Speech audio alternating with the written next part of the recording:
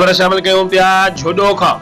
झुडो भरिसां साॻी फरो में target company Ali Akbar group pesticide ऐं सीड बाबति ज़मींदार भाउरनि खे ज़रई ज़मीन जे हवाले सां आगाहीअ लाइ सेमिनार रखियो वियो, जंहिंमें पेस्टिसाइड अॻुवाणनि महमद ईसा मेमण ऐं target Ali Akbar group business manager Tanveer आराइन, sales manager Mirpur खास राशिद अली आराइन, डेवलपमेंट मैनेजर सैयद फैसल अजीज, manager Ali Asghar लिगारी, field officer Zahid Hussain लिगारी ऐं अब्दुल रशीद आथेलो सेमिनार में आयल आबेदकारनि खे टारगेट कंपनीअ जे बिज भाण सीड बाबति पैदावार वधाइण जे लाइ आगाही पिणु ॾिनी।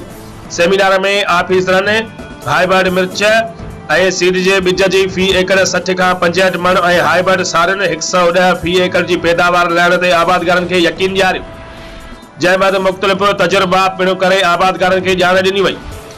उन मौके ते इलाइक़े जे ज़मींदार भाइरनि शाह मोहम्मद लिगारी, खलील मेमण, मुनवर अली मेमण, कामरेड अब्दुल्ला लिगारी, महमद चांडियो,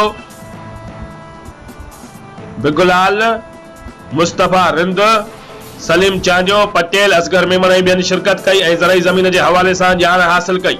ज़मींदार target company Ali Akbar group जो शुक्रियो अदा कयो ऐं गॾिजी ज़रायत खे हथी ॾेई गॾिजी कमु करण ते ख़ुशी जो ज़ाहिर कयो वियो। रिपोर्ट करे अब्दुल गफूर कोलाची, बे न्यूज़ झुडू।